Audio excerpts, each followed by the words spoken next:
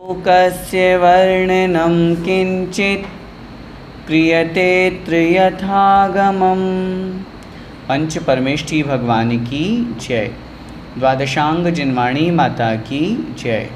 संत शिरोमणि आचार्य भगवंत 108 श्री विद्यासागर जी महाराज की जय। परम पूज्य गुरुदेव मुनिपुंगव श्री 108 सुधा सागर जी महाराज की जय। अढ़ाई द्वीपस्थ समस्त मुनिराजों की जय। हम सभी लोग कर्णान योग दीपक भाग 3 पढ़ रहे हैं और जैसा कि कल की कक्षा में हमने 7 प्रश्नों के उत्तर जाने थे। अधोलोक में किस प्रकार 3 भाग पहली पृथ्वी रत्न प्रभा के बने हुए हैं, खर भाग, पंख भाग और अबहुल भाग।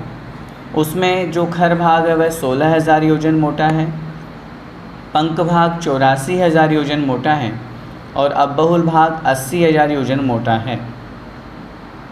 उस खर भाग के 16,000 में 1,000 योजन करते हुए एक दूसरे से जो संश्लिष्ट है, चिपकी हुई है, ऐसी 16 पृथ्वियाँ बनी हुई है, एक के नीचे एक के नीचे एक, इस तरह से। सबसे पहली पृथ्वी का नाम है चित्रा पृथ्वी, फिर वज्रा पृथ्वी, इस तरह से। हमको यह समझना है अधोलोक का प्रारंभ चित्रा पृथ्वी के नीचे से होता है, क्योंकि सुमेरु पर्वत की जो जड़ है वो चित्रा पृथ्वी के 1,000 योजन तक अंदर तक गहरी जाती है। यूँ समझ ले कि वज्रा को ऊपर से स्पर्श करती है। वो भाग ऊर्ध्वलोक के अंतर्गत, या हम जिसे मध्यलोक कहते हैं, 7 राजू को जब हम ऊपर के ऊर्ध्वलोक की गणना करते हैं तो मध्यलोक का 1,00,000 योजन कम ऊपर का 7 राजू ऊर्ध्वलोक कहलाता है। इसके बाद में हमने 7 पृथ्वियों के जो आधार थे, बाहल्य की जो चर्चा की गई थी, 32,000, 28,000 आदि, सरल था विषय। फिर उसके बाद में 7 पृथ्वियों के आधार में हमने 3 वातवलियों की चर्चा की थी, जो कि 20,000 योजन 3 वातवले प्रत्येक पृथ्वी के नीचे बने हुए हैं। पटलों की संख्या 13, 11 इस तरह से करते हुए 2-2 कम हुए थे। बिलों की संख्या भी सरल थी, 30 लाख, 25 लाख, उसमें समझाने वाला विषय नहीं था। अंतिम प्रश्न जो हमारा कल हुआ था उसमें कुछ लोगों की शंकाएं हमारे पास आई थी कि इसको आप एक बार फिर से पढ़ा दीजिएगा। अंतिम जो पैराग्राफ है, बाकी तो आप सभी लोगों को समझ में आ गया होगा। इस प्रश्न में क्या बताया गया है कि जो नरक पटलों में जो बिल बने हुए हैं वो बिल कैसे बने हुए हैं, उनका विन्यास मतलब विस्तार कैसा है, कौन से बिल कहाँ हैं, किस प्रकार है, वो वर्णन इसमें किया गया है। एक बार इस प्रश्न के उत्तर को हम फिर से पढ़ते हैं और इसको समझने की कोशिश करते हैं। उत्तर: नरक पटलों में बिलों का विन्यास इंद्रक, श्रेणीबद्ध और प्रकीर्णक रूप से है। क्या मतलब? 3 तरह के बिल बने हुए हैं वहाँ पे। जो सेंटर में है वो कहलाता है इंद्रक बिल। चारों दिशाओं में जो मुख्य 4 दिशाएं हैं, उत्तर, पूर्व, दक्षिण, पश्चिम, और 4 विदिशाएं, ईशान, आग्नेय, नैऋत्य और वायव्य। इन 8 दिशाओं में, 4 दिशा और 4 विदिशाओं में जो पंक्तिबद्ध है, लाइन वाइज जो बने हुए हैं, वे कहलाते हैं श्रेणीबद्ध बिल। और दिशा विदिशा के बीच में, इस तरह से जैसे माना कि दिशा हो गई और ये विदिशा हो गई, तो इस तरह बीच में जो प्रकीर्णक फैले, यत्र तत्र पुष्प के समान जो फैले हुए हैं, वे कहलाते हैं प्रकीर्णक बिल। उन्हीं की चर्चा इसमें की गई है। देखिए, जो अपने पटल के सर्व बिलों के ठीक मध्य में होता है उसे इंद्रक बिल कहते हैं। इस इंद्रक बिल की चारों दिशाओं एवं विदिशाओं में जो बिल पंक्ति रूप से स्थित हैं उन्हें श्रेणीबद्ध बिल कहते हैं। जो श्रेणीबद्ध बिलों के बीच में बिखरे हुए पुष्पों के समान यत्र तत्र स्थित हैं उन्हें प्रकीर्णक बिल कहते हैं, जैसा कि अभी अपन ने समझा। यह रचना प्रत्येक पटल में होती है। पटल कितने हैं ये हम पहले पढ़ के आ चुके हैं। पहली पृथ्वी के अबहुल भाग में 13 पटल हैं, फिर 11 पटल, फिर 9 पटल, फिर 7 पटल, फिर 5 पटल, फिर 3 पटल और अंतिम 7वीं पृथ्वी में एकमात्र पटल वहाँ पर रह जाता है।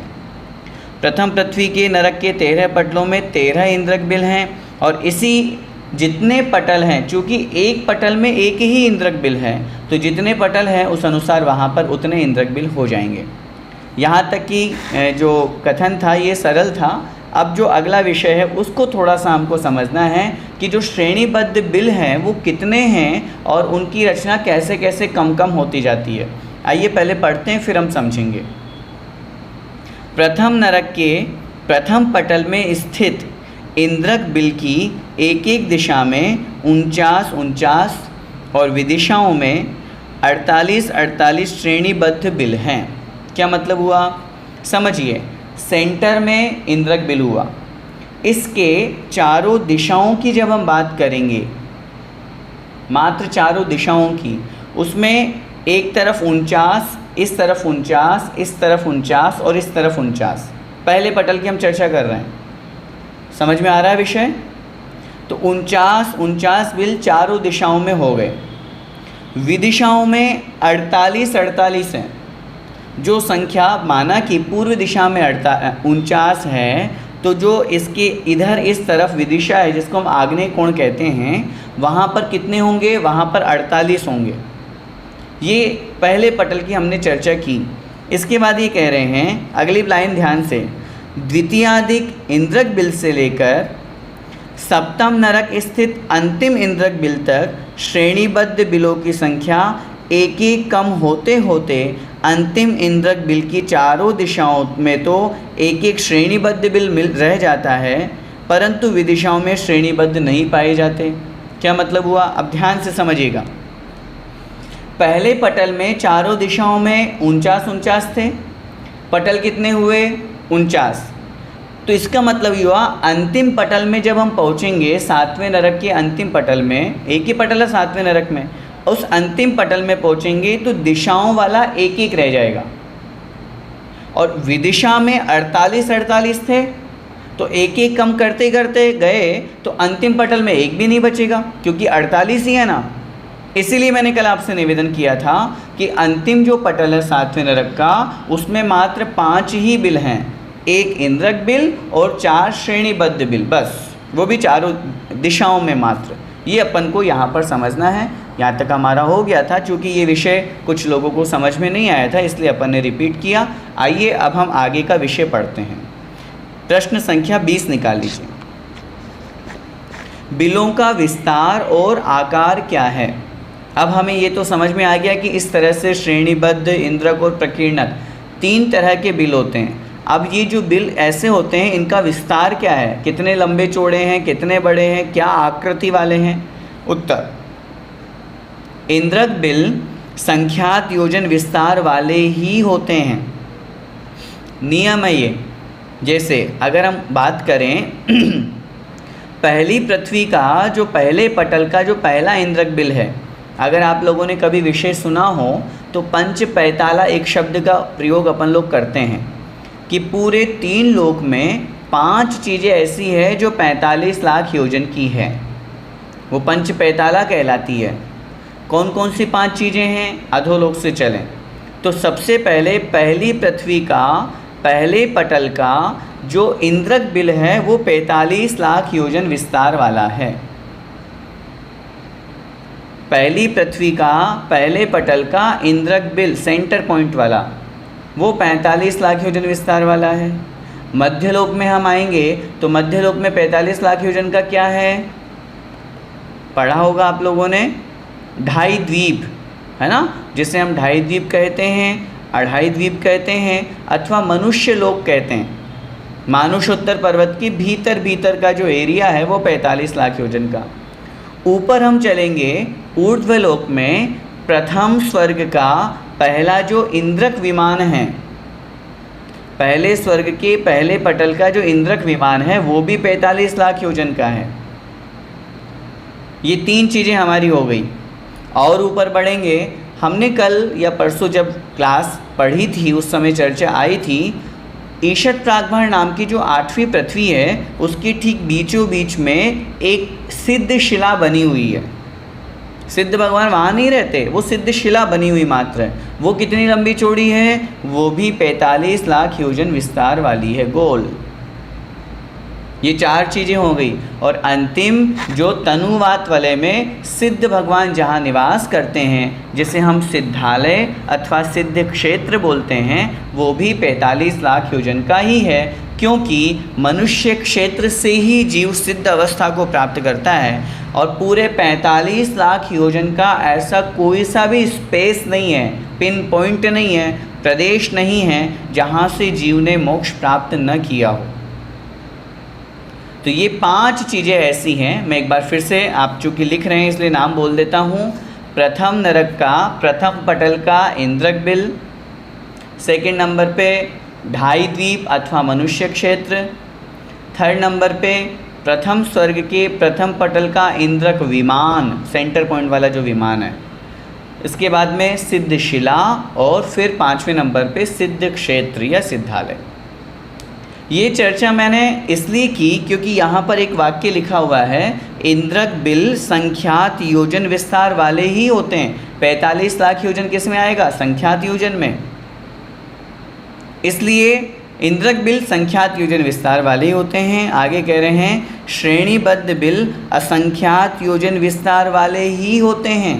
नियम है, उनसे बड़े हैं दूसरे बिल। इंद्रक बिल से बड़े श्रेणीबद्ध बिल जो दिशाओं और विदिशाओं में हैं। और फिर कह रहे हैं प्रकीर्णकों में से कुछ प्रकीर्णक बिल संख्यात योजन और कुछ असंख्यात योजन विस्तार वाले ही होते हैं। ये बिल कैसे हैं? गोल, चौकोर और त्रिकोण आकार वाले हैं।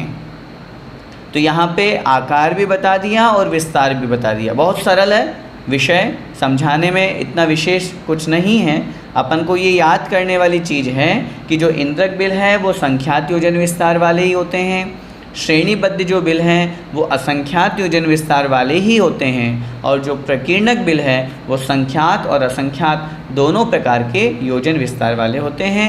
बिलों का जो आकार है वो गोल भी होता है, चौकोर भी होता है, त्रिकोण भी होता है। आगे भी इस विषय में और चर्चा करेंगे, वहाँ हम समझेंगे। अगला प्रश्न, नरक बिलों में शीत आदि की बाधा किस प्रकार है? ये प्रश्न इसलिए उपस्थित हुआ, छेड़ाला आदि ग्रंथों में जो प्रारंभिक विषय अपन पढ़ते हैं तो वहाँ पढ़ते हैं ऐसी शीत उष्णता थाय, मेरु समान लोह गल जाए, ऐसी शीत उष्णता थाय। तो शीत और उष्ण की जो बाधा है, जो व्याकुलता है, दुख है, वो कैसा है, वो यहाँ पे बताया जा रहा है।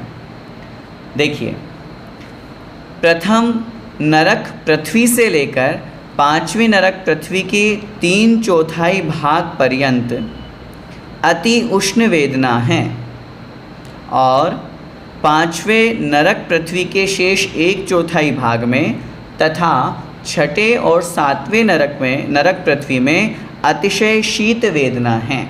क्या मतलब हुआ? 7 नरक हैं हमारे पास। उन 7 नरकों में से 4 में तो नियम से ऊपर 4 में तो नियम से कौन सी वेदना? मात्र उष्ण की वेदना, शीत का वहाँ काम नहीं।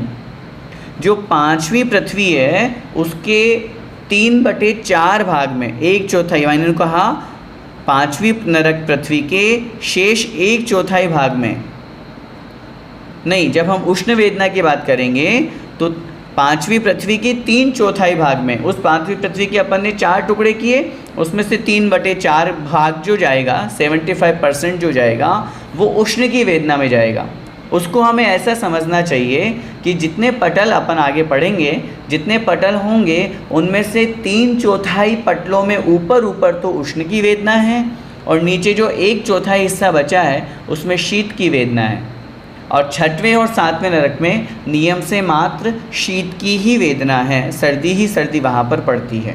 तो इस प्रकार मिक्सअप नहीं है मौसम। ऐसा नहीं समझना कि जैसे अपने यहाँ मौसम परिवर्तन होता है वैसे वहाँ भी होता होगा, नहीं, वहाँ मौसम हमेशा एक जैसा ही रहता है, और एक जैसा मौसम खुशनुमा नहीं रहता। वहाँ शीत और उष्ण की इस तरह से बाधा वहाँ पर होती है। अब यहाँ उसको डिटेल में कर रहे हैं, अर्थात कुल हमने पढ़ा था जब 30 लाख 25 लाख इस तरह से बिलों की संख्या हमने पढ़ी थी, तो कुल बिल हमारे कितने आए थे? पूरे 7 नरकों में मिला करके कुल बिल कितने हैं? 84 लाख बिल हैं।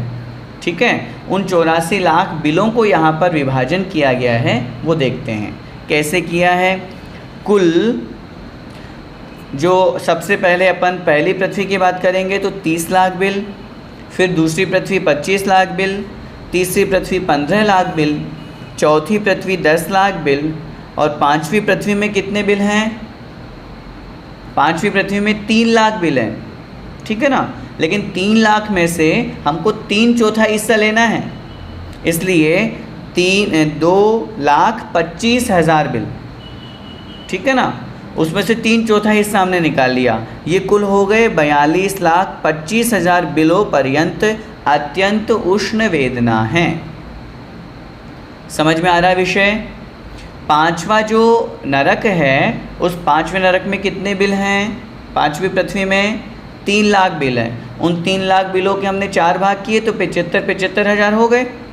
तो 3/4 का मतलब हुआ 2,25,000 बिल उष्ण वेदना में चले जाएंगे और शेष 75,000 बिल शीत वेदना में। और छठी और सातवीं पृथ्वी तो शीत वेदना वाली है ही पूरी, वही आगे कह रहे हैं। तथा 75,000 पाँचवीं पृथ्वी के बचे हुए, साथ में छठी पृथ्वी के कितने हैं? 5 कम 1 लाख, मतलब 99,995।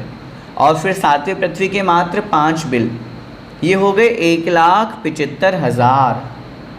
तो मात्र 1,75,000 बिलों में अत्यंत शीत की वेदना है।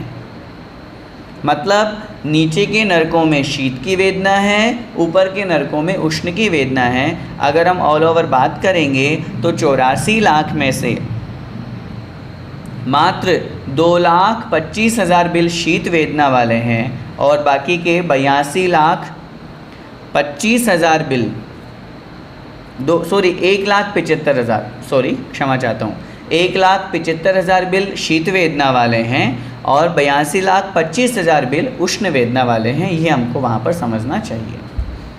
आगे देखिए, प्रत्येक पृथ्वी के नारकियों में लेश्या की व्यवस्था किस प्रकार है? लेश्या की व्यवस्था किस प्रकार है, ये समझने से पहले हम ये समझे लेश्या किसे कहते हैं। तो लेश्या की परिभाषा जो बताई गई है उसमें वहाँ पर कहा गया है कषायानुरंजित योगानुवृत्ति ही लेश्या, अर्थात कषायों से अनुरंजित जो योगों की प्रवृत्ति है उसे हम लेश्या कहते हैं। या हम यूँ भी कह सकते हैं लिम्पति इति लेश्या, अर्थात जो आत्मा को कर्मों से लिप्त करती है उसका नाम लेश्या है। लेश्या आत्मा के परिणामों का नाम है। ये आत्मा के परिणाम 6 प्रकार के होते हैं, उनमें से 3 शुभ और 3 अशुभ।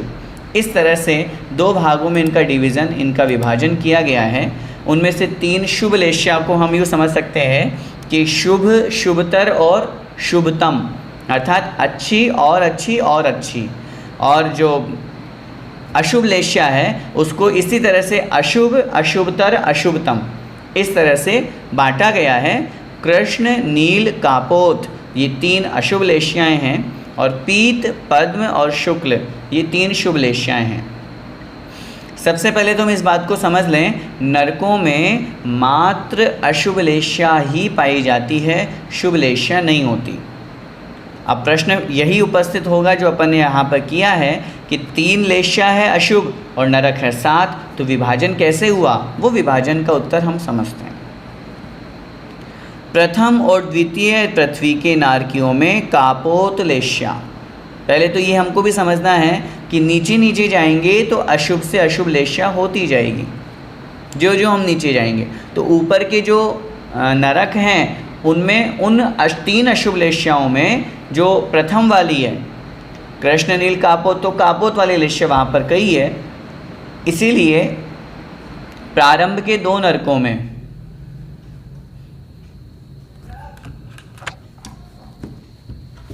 थोड़ा सा लाइट का डिस्टरबेंस हुआ है, मैं देखता हूँ।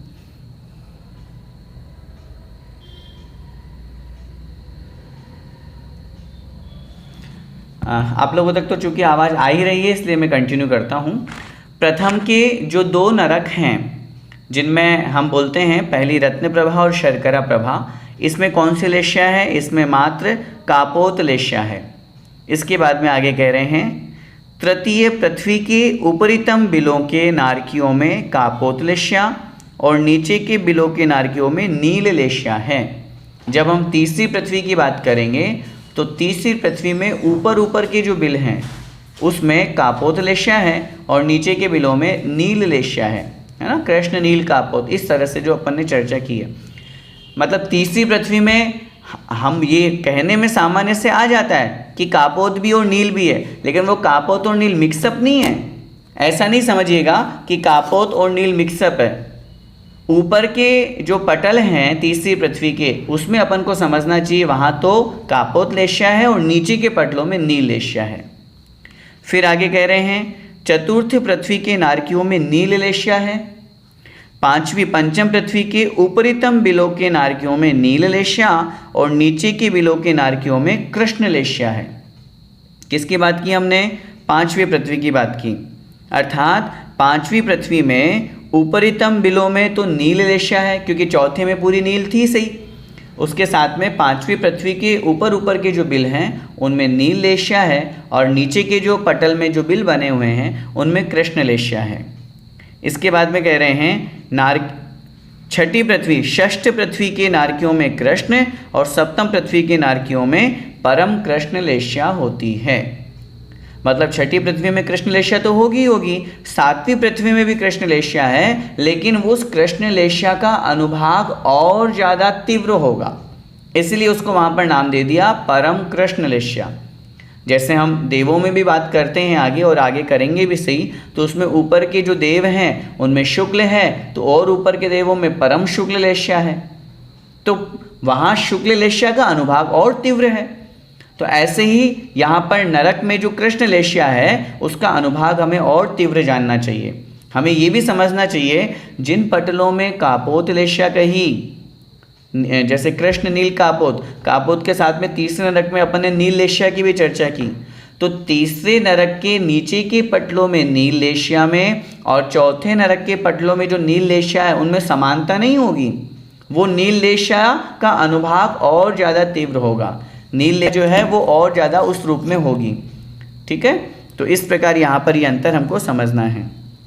आगे कह रहे हैं नारकियों में द्रव्य लेश्या तो आयु प्रमाण एक सरीखी रहती है, एक जैसी होती है। नारकी जीव जो होते हैं उनमें जो द्रव्य लेश्या है वो तो एक जैसी रहेगी, लेकिन परंतु भाव लेश्या एक रहते हुए भी उसमें अंतर मुहूर्त में परिवर्तन होता है।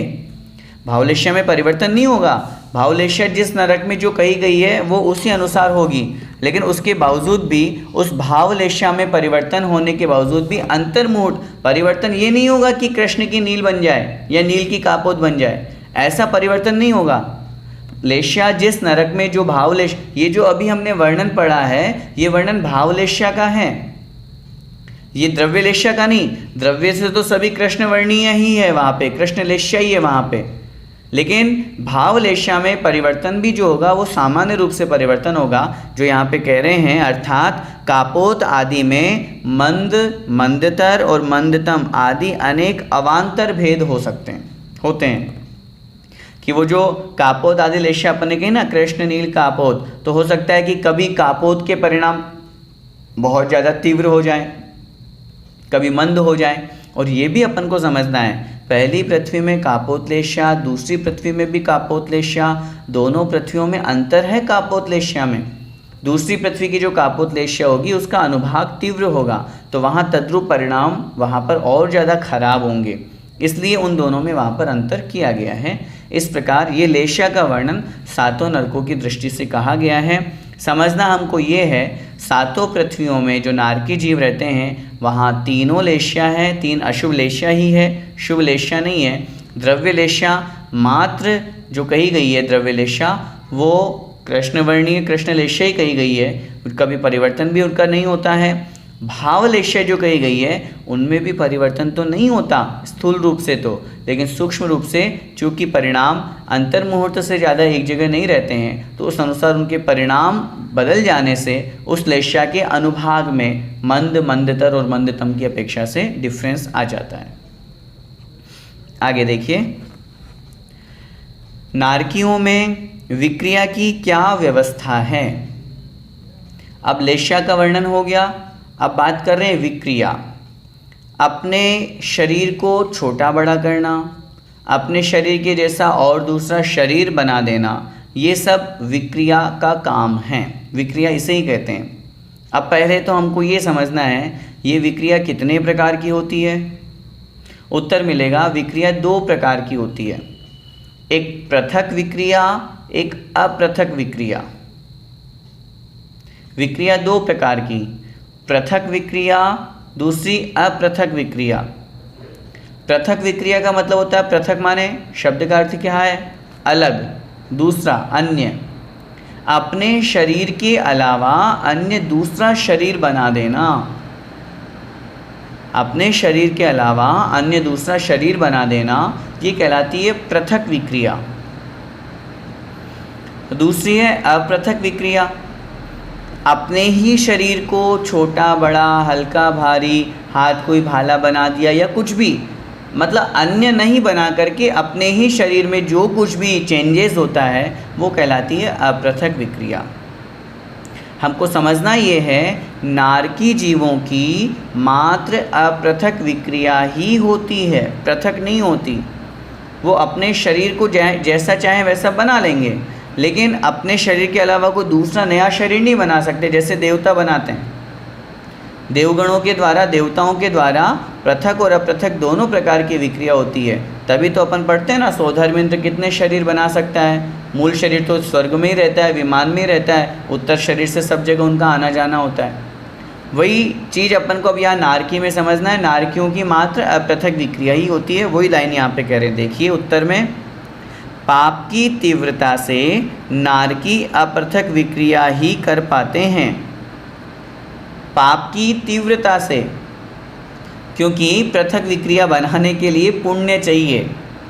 जैसे चक्रवर्ती भी पृथक विक्रिया बनाता है, 96,000 अपने औदारिक विक्रिया शरीर बनाता है ना, तो वो पुण्यशाली जीव है, तभी तो उसके वो पृथक विक्रिया बन पाई।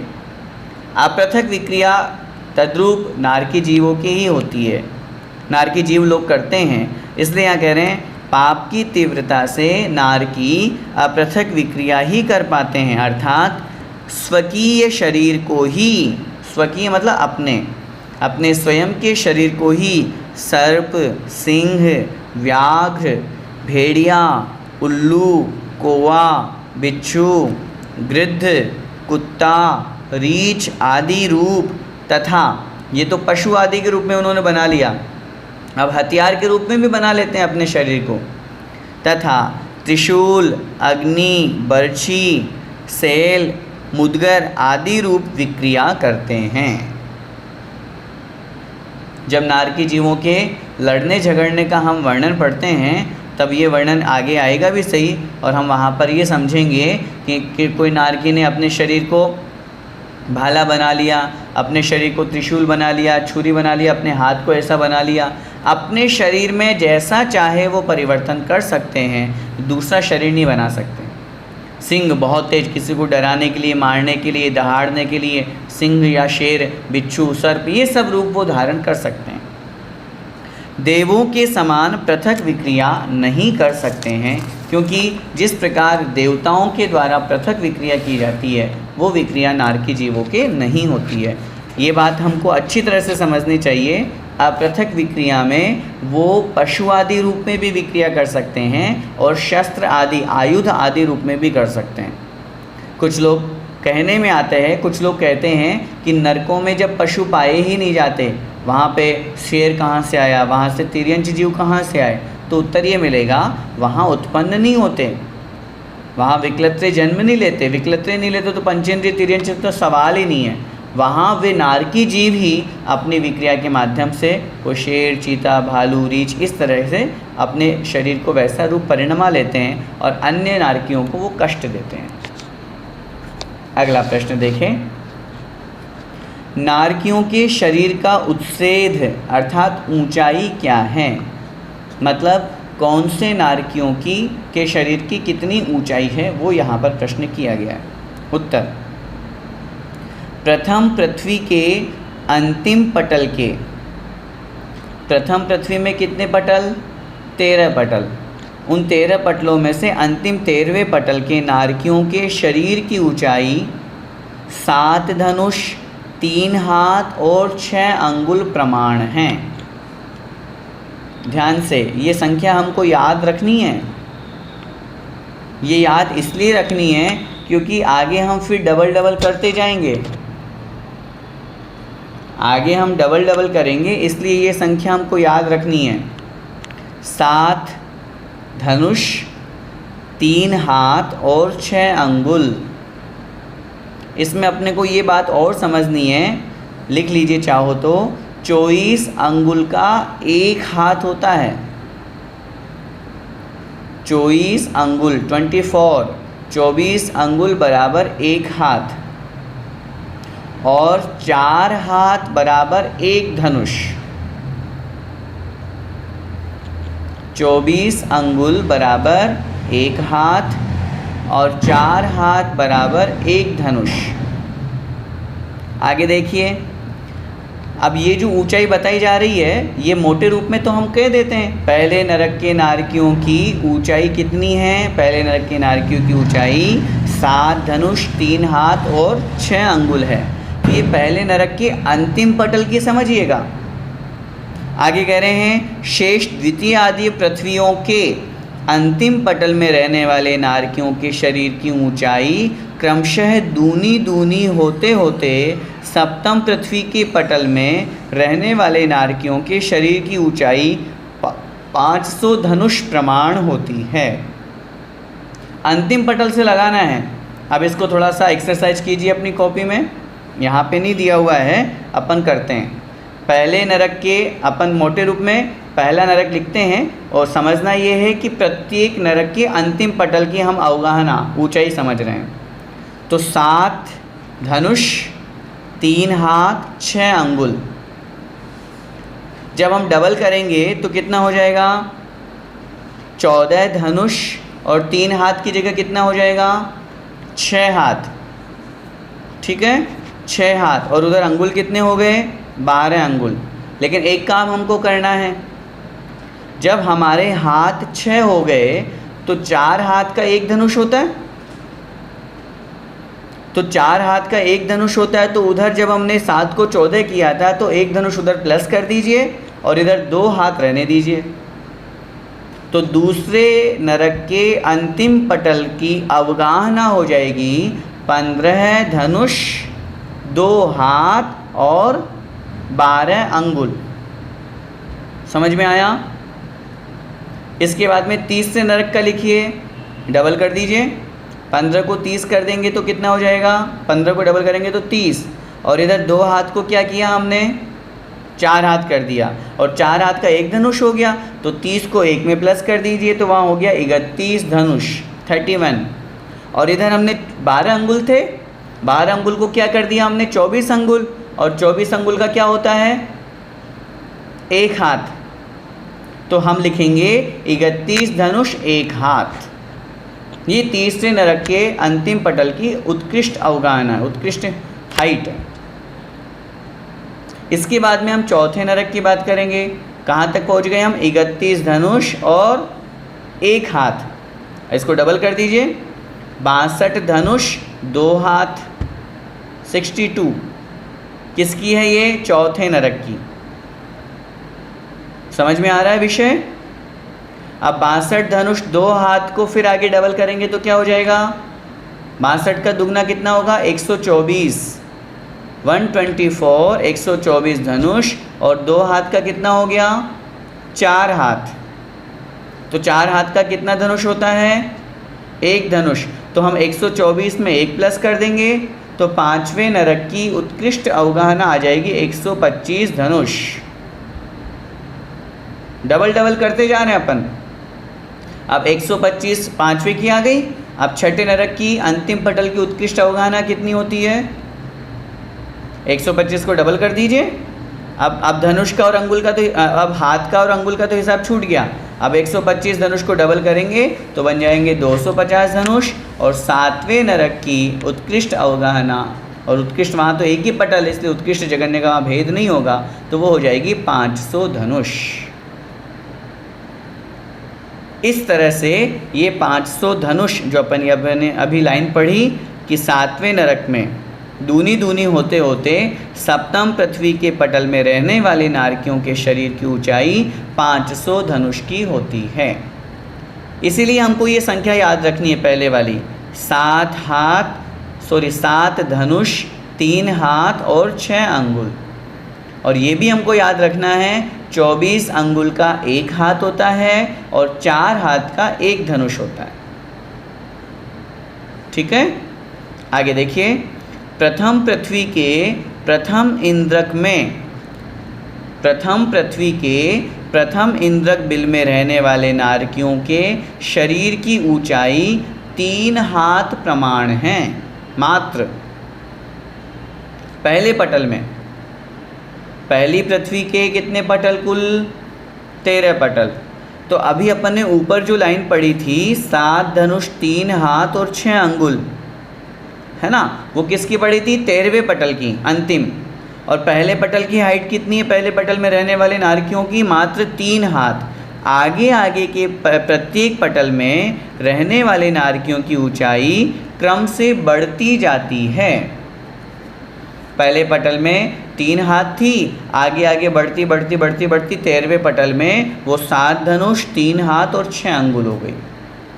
इसी तरह से जब हम दूसरी पृथ्वी की बात करेंगे तो दूसरी पृथ्वी के प्रथम पटल में इससे बढ़ती हुई 7 धनुष, 3 हाथ और 6 अंगुल से बढ़ती अंतिम पटल में जब हम पहुंचेंगे तो इससे जस्ट डबल अपन को अंतिम पटल में मिलेगी। ये अपने को समझना है। डबल जो पूरी कुल हमको डबल या जो दोगुना हमने किया है वो अंतिम पटल में मिलेगा। मध्य के जो पटल हैं उसमें पहले वाली से ज़्यादा और जो उत्कृष्ट है अंतिम पटल से उससे कम होती जाएगी। बीच का मध्य बढ़ता जाएगा वो रेशो। ये बात यहाँ पे की गई। आगे देखिए अगला प्रश्न, नारकियों का दुख किस प्रकार का होता है? अब हो सकता है आप लोगों ने छेड़ाला पढ़ी हो तो उसमें कुछ दुखों का वर्णन तो पंडित दौलत राम जी ने किया है 2-3 छंदों में, लेकिन उतना ही दुख नहीं है। यहाँ पे भी जो कथन किया है ये भी इतना ही दुख नहीं है। ये भी एक संक्षेप ही तो है त्रिलोकसार, त्रिलोकी आदि ग्रंथों का, लेकिन उससे अधिक अच्छा वर्णन है और अधिक विशेष वर्णन तो फिर बड़े ग्रंथों से हमको समझना है।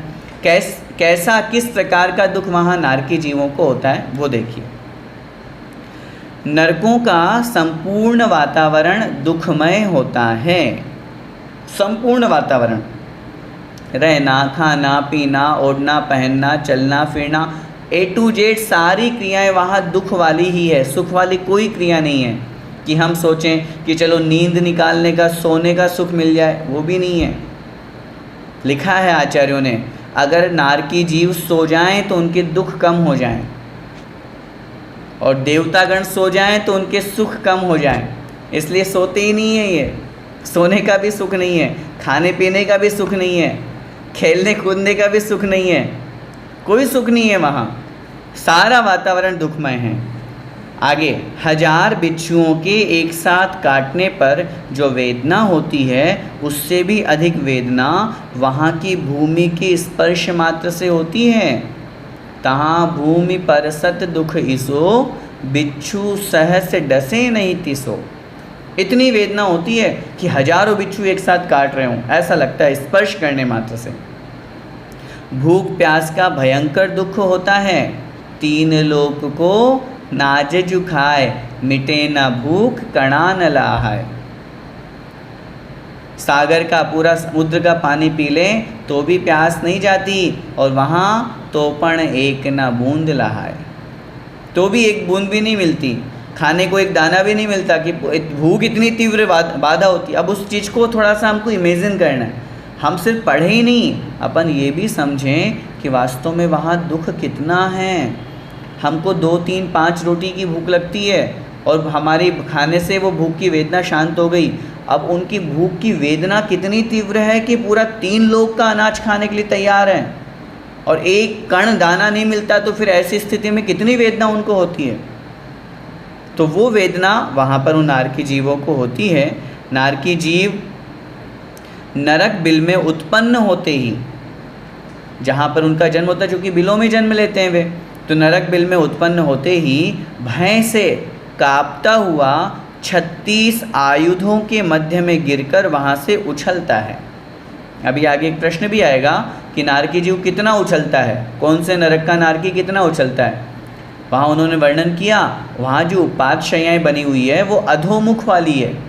जैसे जीव पहुँचते ही साथ अंतर्मुख में अपने पर्याप्तियों को पूरा किया, तुरंत ढक्कन खुला और नीचे जाकर के गिर पड़ा।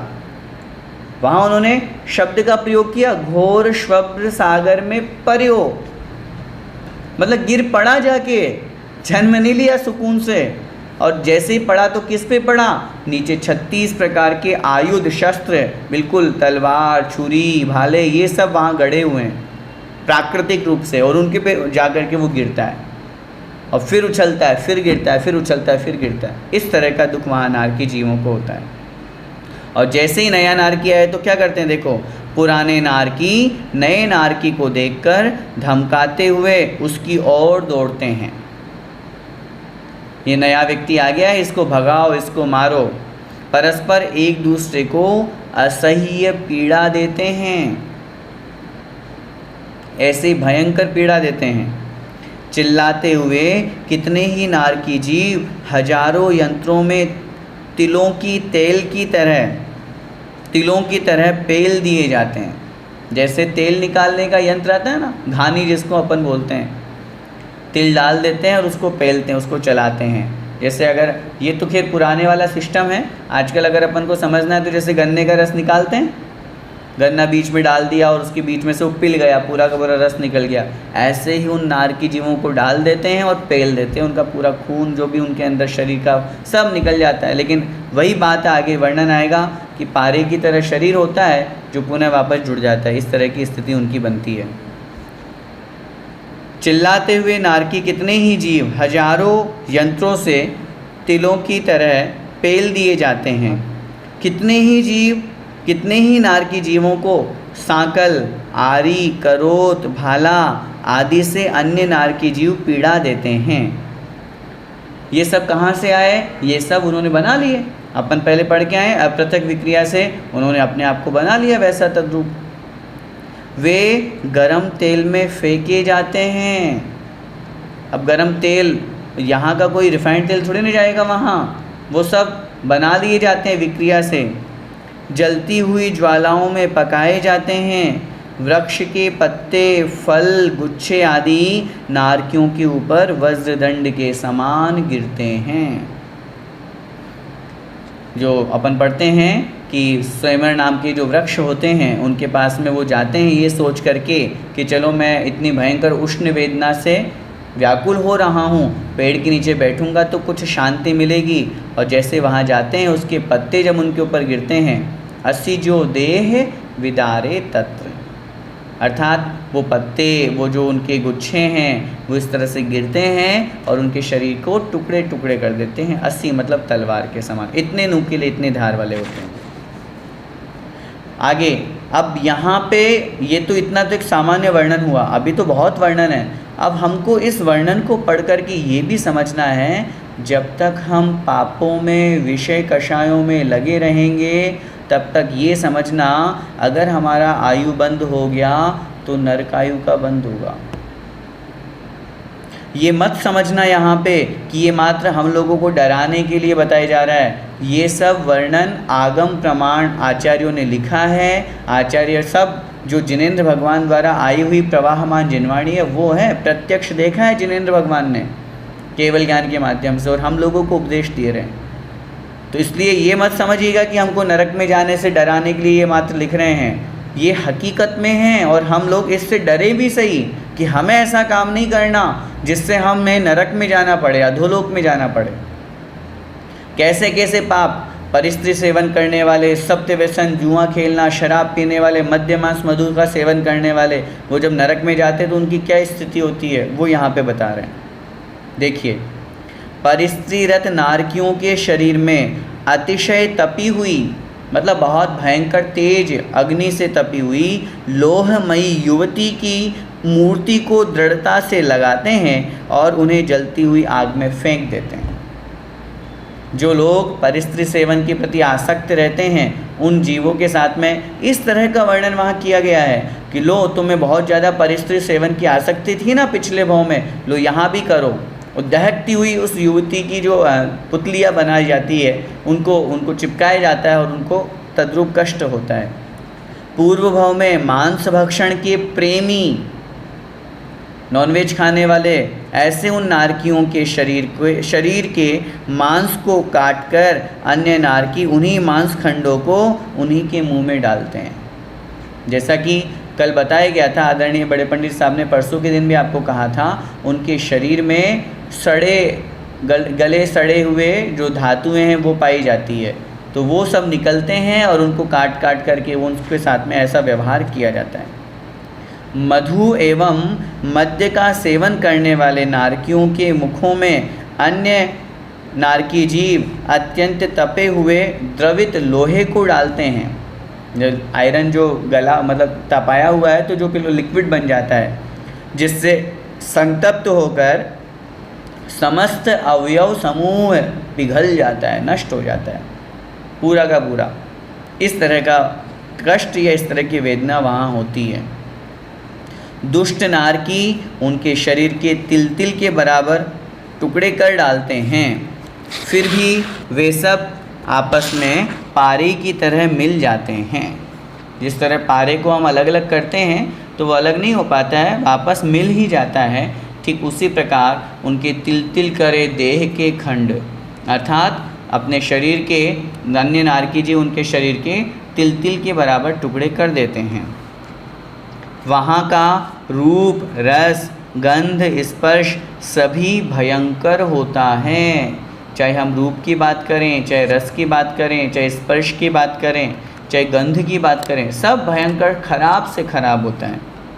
अम्बावरीश जाति के असुर कुमार देव नारकियों को परस्पर में लड़ाते हैं। असुर कुमार में विशेष रूप से अम्बावरीश, और भी देव जाते हैं लेकिन उनमें विशेष रूप से अम्बावरीश जाति के जो देव होते हैं वो चूँकि तीसरे नरक तक देवों का आवागमन संभव है, इसलिए तीसरे नरक तक जाकर के उन नारकी जीवों को आपस में लड़ाते हैं, भिड़ाते हैं। आगे कह रहे हैं उनके युद्ध को देखकर वे मन में संतुष्ट होते हैं। आचार्यों ने प्रश्न उठा करके स्वयं ही उत्तर लिखा कि ये देव ऐसा क्यों करते हैं, तो उन्होंने उत्तर दिया ऐसा करने से उन देवों को मज़ा आता है, खुश होते हैं, वो आनंद मनाते हैं। अपन लोग यहाँ भी देखते हैं ना, बहुत लोग करते हैं ऐसा, हैं अपने मित्र को या अपना किसी और को जिसके साथ में दुश्मनी निकालनी हो उसके कान में कुछ कह दो या उसके बारे में किसी थर्ड पर्सन को कह दो, वो दोनों आपस में लड़ रहे हैं और अपन बैठ कर के मज़े ले रहे हैं।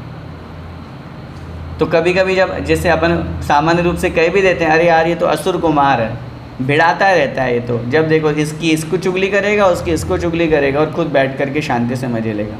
तो ये समझना चाहिए या तो वो वहाँ से आया है या वहाँ जाने की तैयारी कर रहा है।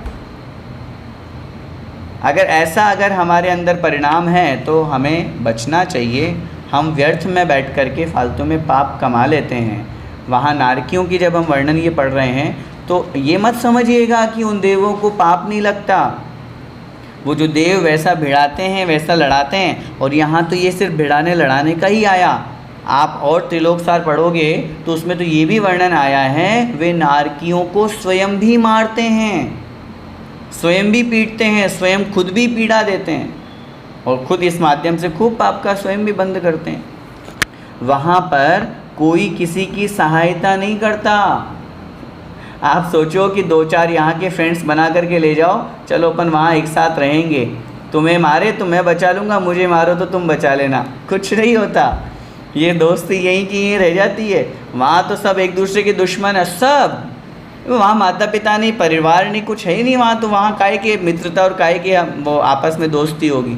कोई किसी की सहायता नहीं करता, सब का एक ही लक्ष्य है। पूरा जीवन उनका जो असंख्यात वर्षों का उनका आगे सागरों का जब हम वर्णन पढ़ेंगे उनकी आयु का 10,000 वर्ष मिनिमम आयु है, 33 सागर की मैक्सिमम आयु है। ये ऐसे असंख्यात वर्ष उनके एक ही काम में निकल जाते पूरे, मारना, लड़ना, झगड़ना, पीटना, ये सब सारे, इसके अलावा और कोई काम है ही नहीं उनका।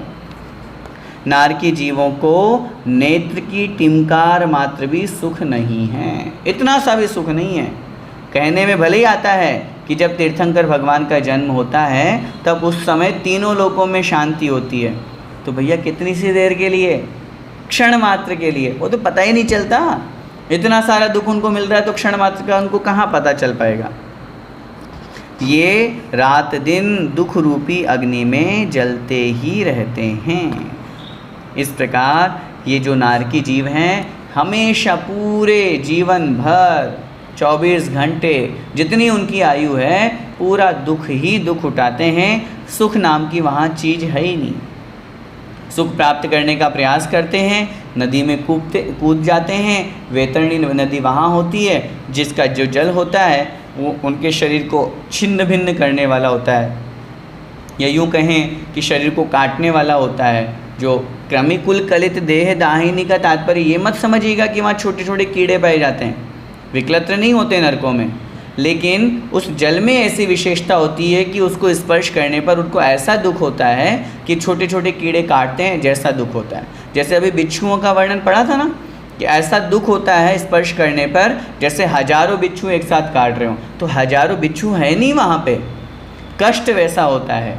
तो इस प्रकार पूरा जीवन उनका, चाहे वो खाने पीने संबंधी अपन बात करें आगे वर्णन आएगा, भूख लगती तो क्या खाते हैं, वहाँ की दुर्गंध में मिट्टी खाते हैं जिसको हम सूंघ भी नहीं सकते हैं। इस तरह की मिट्टी का वो भक्षण करते हैं और पीने के लिए कुछ होता नहीं है, एक दूसरे से लड़ाई झगड़े के अलावा और कोई काम वहाँ पर नहीं होता है। इस प्रकार नारकी जीवों के ये दुख होते हैं।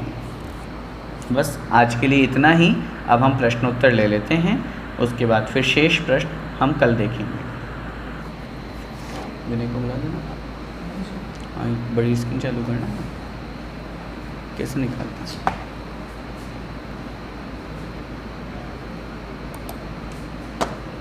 प्रश्न, कैसे निकालते हैं, चैट से?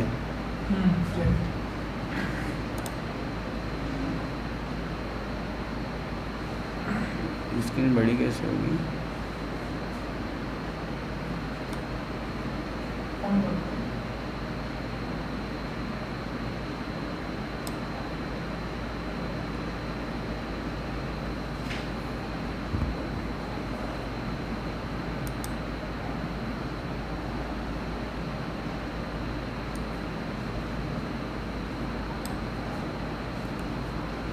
नारकी एक पटल से दूसरे पटल एवं एक बिल से दूसरे बिल में जा सकते हैं क्या? क्यों भाई, दूसरे बिल में कोई रिश्तेदार है क्या? पहली बात तो पटल ऐसे अलग अलग है तो पटल से पटल में जाने का तो सवाल ही नहीं है। रही बात बिल से बिल में, तो बिल पूरा पेक है कि ऊपर से मुख खुला हुआ है जहाँ से जन्म हुआ था, उसके बाद में आने जाने की कोई व्यवस्था वहाँ पे नहीं होती है। इसलिए जो नारकी जहाँ जन्म लेते हैं उसी बिल में पूरे जीवन भर रहते हैं, दूसरे अन्य बिलों में उनका आवागमन नहीं होता है, न बिल में और न पटल में। पटल पृथ्वी में धंसे हैं तो श्वासोच्छ्वास लेने के लिए हवा की आपूर्ति कैसे होती है? वृक्ष आदि न होने पर ऑक्सीजन कैसे बनती है? प्रश्न आपका अच्छा है, लेकिन ये स्वाभाविक प्रक्रिया है। वहाँ पर श्वास लेने के लिए क्या वस्तुएं होती है? क्योंकि अगर हम ये मानेंगे कि पृथ्वी के अंदर ऑक्सीजन नहीं है तो किसी प्रकार का और श्वासोच्छ्वास रूप वहाँ पर व्यवस्था होती होगी उसी के द्वारा, क्योंकि श्वासोच्छ्वास रूप पर्याप्त तो है ही सही, उनके प्राण तो है ही सही, तो वो तो अपन को मानना ही पड़ेगा। लेकिन अब श्वास के रूप में जो वहाँ पर व्यवस्था है वैसी वायु वो ग्रहण करते हैं।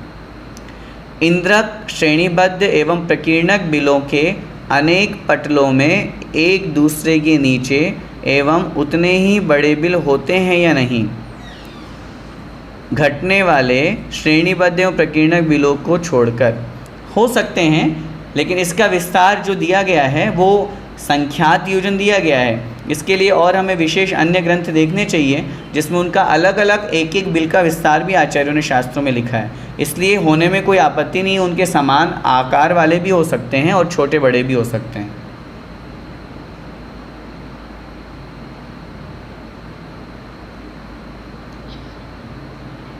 प्रश्न 19 का पैराग्राफ 3 में श्रेणीबद्ध बिलों की संख्या कम किस प्रकार करनी है समझ में नहीं आया। देखिए श्रेणीबद्ध बिलों में प्रश्न 19 नंबर का जो है, प्रश्न संख्या 19 निकाल लीजिए। इसमें जो तीसरे नंबर का पैराग्राफ है, इसमें नीचे जो लाइन दी हुई है वो देखिए। द्वितीय आदि इंद्रक बिल से लेकर सप्तम नरक स्थित अंतिम इंद्रक बिल तक श्रेणीबद्ध बिलों की संख्या एक एक कम होते होते अंतिम इंद्रक बिल की चारों दिशाओं में एक एक श्रेणीबद्ध बिल रह जाता है, परंतु विदिशाओं में श्रेणीबद्ध बिल नहीं पाए जाते। मतलब क्या समझना है? मतलब ये समझना है ध्यान से, पहले पटल में पहला इंद्रक बिल, चारों दिशाओं में 49 बिल, है ना। अभी अपन दिशाओं की बात करते हैं। दूसरा पटल जो आएगा उसमें इंद्रक बिल और चारों दिशाओं में 48 बिल। तीसरे पटल में 47 बिल। चौथे पटल में 46 बिल। इस तरह से चारों दिशाओं के एक एक बिल को कम करना है 49 में से। तो अंतिम में जब हम पहुंचेंगे तो अंतिम 49वें पटल में हमको एक सेंटर का और चारों दिशाओं का एक एक बचेगा।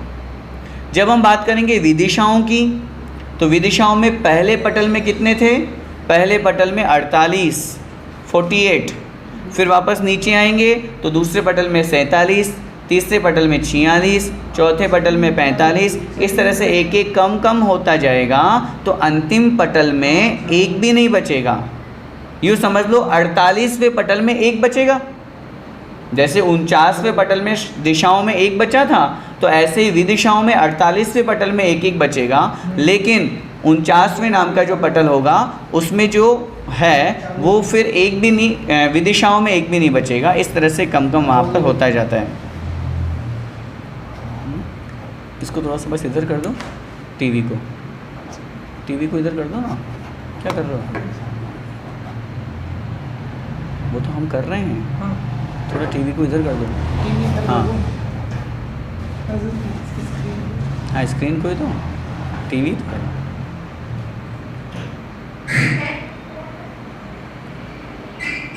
ठीक है। जैसा कि आपने बताया सुमेरु पर्वत की चूलिका से प्रथम स्वर्ग में सिर्फ एक बाल का अंतर है, तो यदि कोई सुमेरु पर्वत के शिखर पर खड़ा होगा तो क्या वह स्वर्ग को छू सकता है? पहली बात तो चूलिका पे क्यों खड़ा होगा? चूलिका पे खड़े हो ही नहीं सकते। चूलिका पे खड़ा होने, जब खड़े होने की जगह ही नहीं जब एक बाल का अंतर है तो चूलिका पे खड़े होने की जगह ही नहीं है, तो खड़े कैसे हो सकते हैं? प्रश्न वैसे ही करें। सातों नरकों में अब बहुल भाग होते हैं? नहीं, पहले नरक में होते हैं। पहले नरक के ही 3 भाग है, खर भाग, पंख भाग और अब बहुल भाग। बस पहले पृथ्वी के 3 टुकड़े किए हैं और किसी भी नरक के नहीं किए। और सभी पृथ्वियों में एक एक ही भाग है। शर्करा प्रभा में बिल्कुल 1000 ऊपर योजन छोड़ दो, नीचे का 1000 छोड़ दो, बाकी बीच में 25 लाख बिल। उसमें कोई खर भाग, पंख भाग, अबोल भाग ऐसा कोई टुकड़े नहीं किए गए हैं।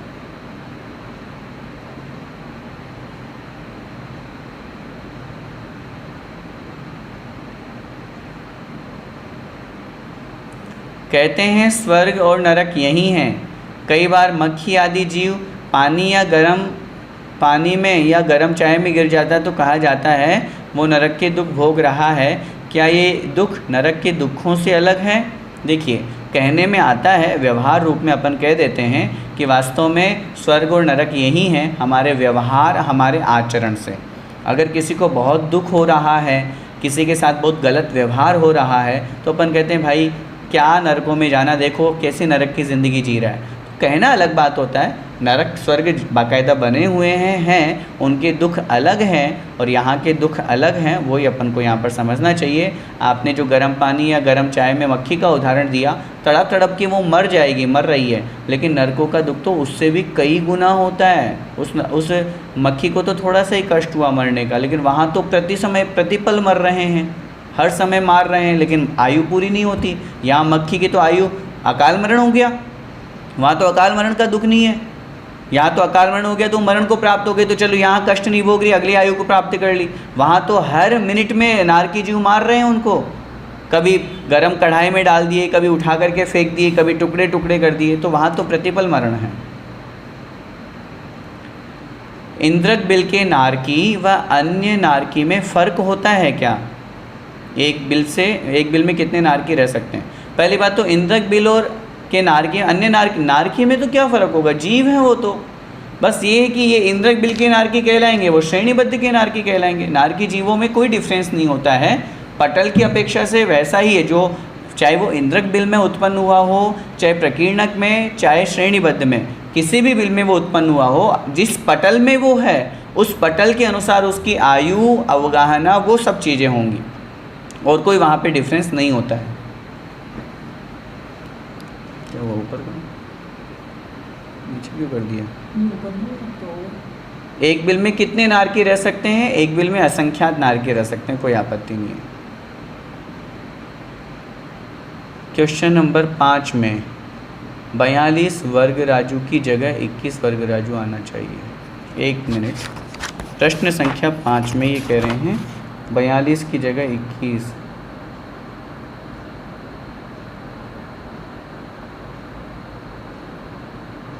नहीं, क्यों आएगा 21? जिन महानुभावों ने ये भेजा है, क्षेत्रफल और घनफल को दूना करने से 21 गुणा 2 बराबर 42 वर्ग राजू है, और 147 बटा 2 इंटू 2 147।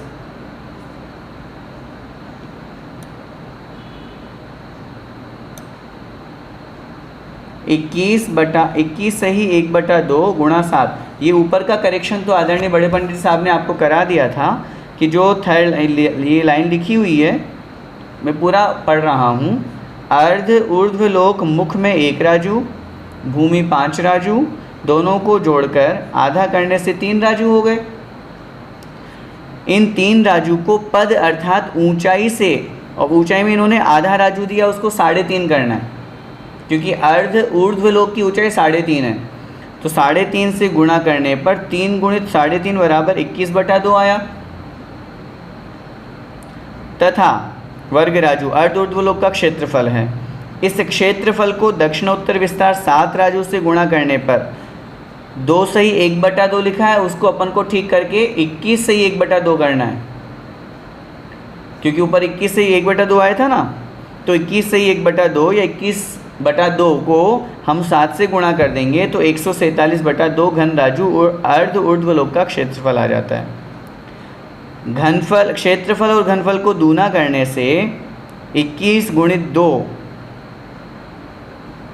42 वर्ग राजू, और 147/2 गुणित 2 बराबर 147 घन राजू क्रमशः पूरे ऊर्ध्वलोक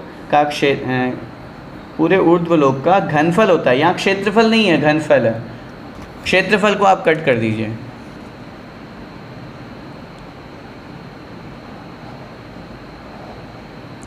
कलकल पृथ्वी का अन्य नाम क्या है? कलकल पृथ्वी का अन्य नाम नहीं है। पहली बात तो कलकल नहीं है, कलकला है, और अन्य नाम शास्त्रों में और तो कहीं हमें पढ़ने को मिला नहीं।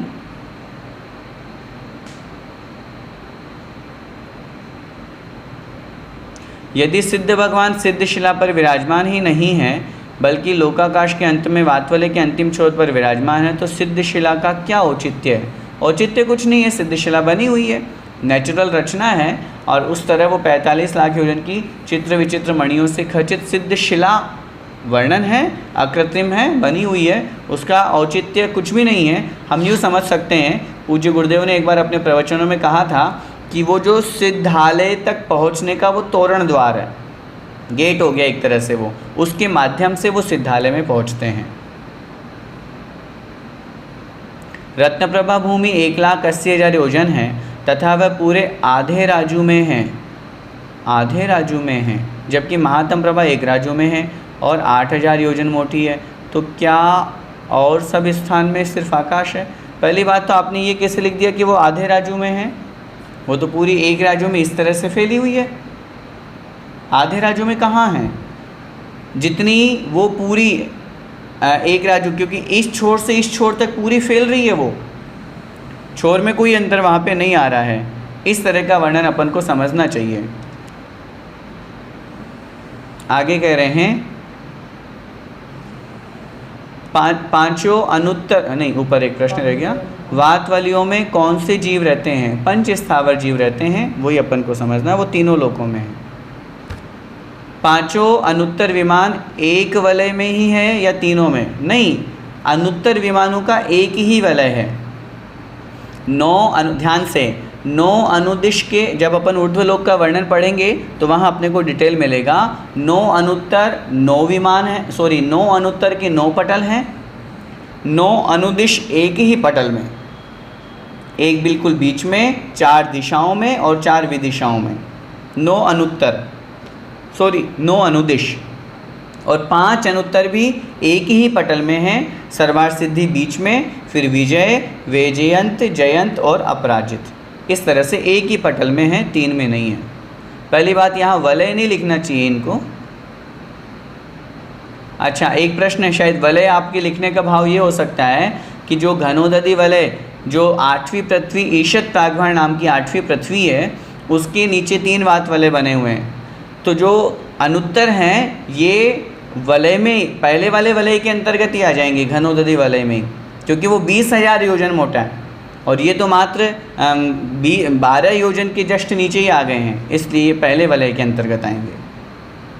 प्रथम नरक के नारकी की वेदना, 7वें नरक के नारकी की वेदना सेम होती है क्या? नहीं, बिल्कुल नहीं, सेम नहीं होती। वहाँ पर और नीचे नीचे जाएंगे तो और अधिक वेदना होती जाती है, वेदना का प्रकार भी वहाँ पर बदलता जाता है और अधिक तीव्र से तीव्र वेदना वहाँ पर होती रहती है। वे आपस में आ जा सकते हैं क्या? नहीं आ जा सकते। एक राजू का प्रमाण एग्जाम्पल से बता सकते हैं क्या? नहीं, वहाँ स्पष्ट रूप से सिर्फ इतना सा कथन किया गया है। एक राजू का तात्पर्य समझना चाहिए, असंख्यात योजन, असंख्यात योजन का एक राजू है। आपने बताया एक राजू में रत्नप्रभा पृथ्वी से शर्करा प्रभा के ऊपरी भाग तक की एक राजू है।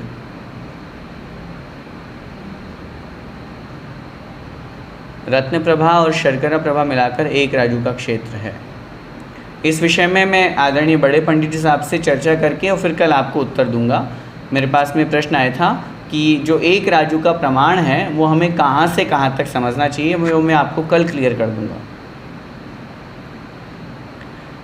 जैसा कि नक्शे में दिखाया गया है, क्या सिद्धशिला की चौड़ाई एक राजू नहीं है? यदि ऐसा है तो निर्वाण प्राप्त करने वाले सिद्ध भगवान नियम से बिना मोड़े लिए कैसे जाएंगे? क्या मतलब? सिद्ध शिला की चौड़ाई एक राजू क्यों बना रहे हैं? ईशत प्रागभार नाम की पृथ्वी है एक राजू, उसके बीच में 45 लाख योजन का स्थान का नाम ही तो सिद्ध शिला है। यूँ समझ लीजिए, जैसे उदाहरण दिया जाता है, जैसे आप माताएं बहनें आटा लगाती हैं भोजन बनाने के लिए, चपाती रोटी बनाने के लिए, तो आपने आटा लगा करके रख दिया गीला और उसमें आधा कटा हुआ नींबू लिया और उसके बीचों बीच में डाल दिया, बीचों बीच अंदर घुसा दिया, ठीक है ना? तो वो जैसे बना हुआ है ऐसे ही 8 योजन की जो ईशत प्रागभार 8वीं पृथ्वी है उसके बीचों बीच में वो आधे कटे हुए नींबू के समान वो सिद्धशिला बनी हुई है। वो कितनी है? वो 45 लाख योजन की है। एक राजू होने का सवाल ही नहीं है।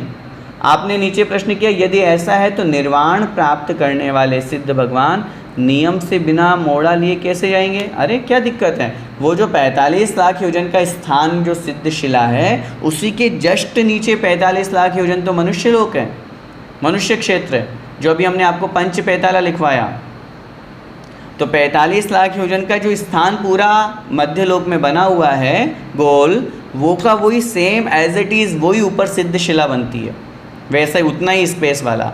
तो इसलिए बिना मोड़ा लिए सिद्ध भगवान वहाँ सिद्धालय में विराजमान होते हैं। आगे, प्रकीर्णक बिल की संख्या नहीं बताई। प्रकीर्णक बिल की संख्या स्पेशल अलग अलग पटल की नहीं बताई है, यहाँ नहीं बताई गई है, अन्य ग्रंथों में है। चूँकि पूर्ण रूप से बड़ा व्याख्यान हो जाएगा इसलिए नहीं बताया। अपन को समझना है तो कैसे समझें?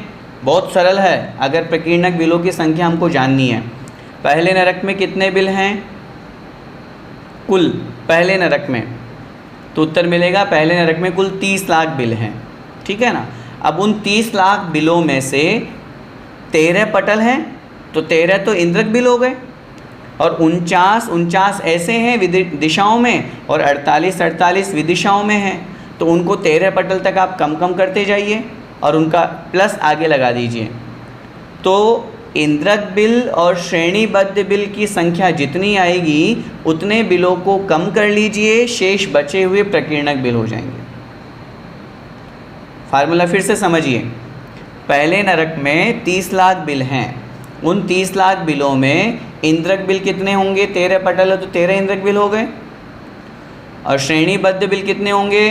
पहले पटल में 49, 49, 49, 49, विदिशाओं में 48, 48, 48, 48। नीचे जाएंगे दूसरे पटल में तो एक एक कम कर दीजिए। तो 13वें पटल में जितने बिल आएंगे उनकी संख्या को आप टोटल कर लीजिए बराबर करके, और साथ में 13 इंद्रक बिलों को मिला दीजिए। और जितनी संख्या आएगी उस संख्या को हम माइनस कर देंगे 30 लाख में से, तो शेष जितने भी बचेंगे वो प्रकीर्णक बिल कहलाएंगे। श्रेणीबद्ध बिलों के नियमानुसार कृपया उदाहरणार्थ धूम प्रभा पृथ्वी की दिशा और विदिशाओं की रचना को करके बताएं। रत्न, शर्करा, बालुका, पंख, धूम, तम, महातम। अब आपने धूम प्रभा पूछा है तो वो चूँकि बीच में से पूछा है इसलिए पूरा हमको बनाना पड़ेगा। हम ऐसा समझ लेते हैं कि पहली पृथ्वी का जो पहला पटल है उसमें पहले पटल में दिशाओं में 49 और विदिशाओं में 48। इसके लिए आपको एक छोटा सा काम करना है। अगर आप थोड़ी मेहनत कर सकें, जो भी सज्जन ये प्रश्न कर रहे हैं वो अपनी कॉपी में नीचे संख्या कम कम लिखते जाएं। 49 बार अपन को लिखनी है। 49 पटल है इसलिए 49 बार आप लिखेंगे। तो जब आप 49 बार लिखेंगे तो आपको खुद पता चल जाएगा कि धूम प्रभा में अथवा और अन्य किसी भी पृथ्वी में किस तरह दिशा में और विदिशा में बिल कम होते जा रहे हैं। अपन को ये ध्यान रखना है अंतिम जो पटल रहेगा उसमें श्रेणीबद्ध विदिशाओं में एक भी नहीं रहेगा, दिशाओं में एक रहेगा बस, और सेंटर में एक रहेगा। 16वें प्रश्न के उत्तर में आखिरी पंक्ति फिर से समझा दीजिए। देखिए 16वें नंबर का प्रश्न, पृथ्वी की मोटाई से कम एक एक राजू के अंतराल से अंतिम सारी पृथ्वियाँ स्थित है।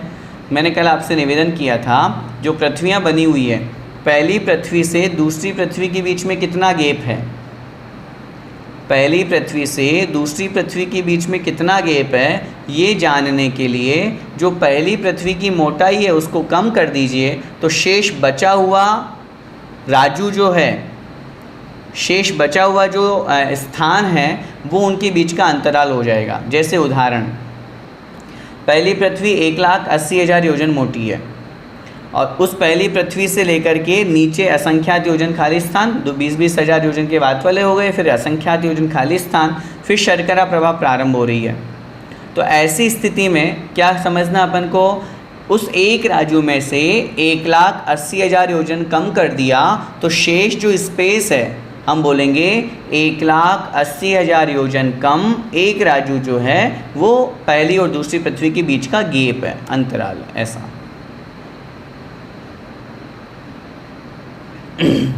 पंच पैताला सुना है, ठीक है, बता दिया आपको। इन्होंने कहा 45 लाख का सुमेरु पर्वत भी तो होता है। नहीं, गलत है आपका उत्तर। 45 लाख का नहीं होता, वो तो 1 लाख योजन का होता है, वो भी ऊर्ध्व की अपेक्षा से, ऊंचाई की अपेक्षा से।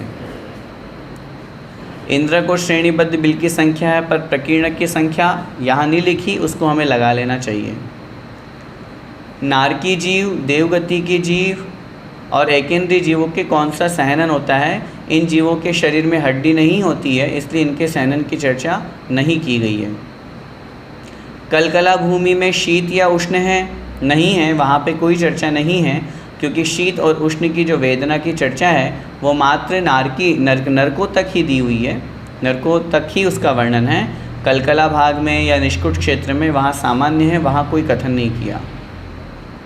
क्या देवों के भी शीत उष्ण होता है? बिल्कुल, वहाँ पर शीत और उष्ण होता है, लेकिन वहाँ वेदना नहीं होती, वहाँ पर सामान्य मौसम होता है जिनसे उनको सुख और आनंद की अनुभूति होती है। अत्यधिक शीत अथवा अत्यधिक उष्ण वेदना नहीं होती। पहले पटल का इंद्रक बिल 45 लाख योजन का है, तो क्या शेष 48 पटलों के इंद्रक बिलों का विस्तार कितना है? ये अभी हमें याद नहीं है, हमें अन्य ग्रंथों से देख लेना चाहिए। अंतिम प्रश्न, नारकी के अपृथक विक्रिया क्यों नहीं होती? नहीं, अपृथक तो होती है ना, पृथक विक्रिया नहीं होती। शीत बिलों के अंदर ज़्यादा वेदना होती होगी क्योंकि ये नीचे के बिल हैं। नहीं, जब उष्ण की वेदना की बात आएगी तो उष्ण की वेदना ज़्यादा होती है, जब शीत वेदना की बात आएगी तो शीत की ज़्यादा होती है। वहाँ हम उष्ण और शीत में डिफरेंस या वो नहीं लगा सकते कि शीत में ज़्यादा होती है उष्ण में ज़्यादा होती है। सम्यक दृष्टि के नरक में कौन सी लेश्या जाने? सम्यक दृष्टि भी होगा, क्योंकि अगर क्षयिक सम्यक दृष्टि है तो उसके पहले नरक से नीचे वो जाएगा नहीं, तो उसके कापोत लेश्या जाननी चाहिए। सम्यक दृष्टि भी होगा तो भी लेश्या कापोत ही होगी। इस प्रकार अपन को समझना है। शेष प्रश्नों का उत्तर हम कल देंगे, आज समय हो गया। बोले द्वादशांग जिनवाणी माता की जय।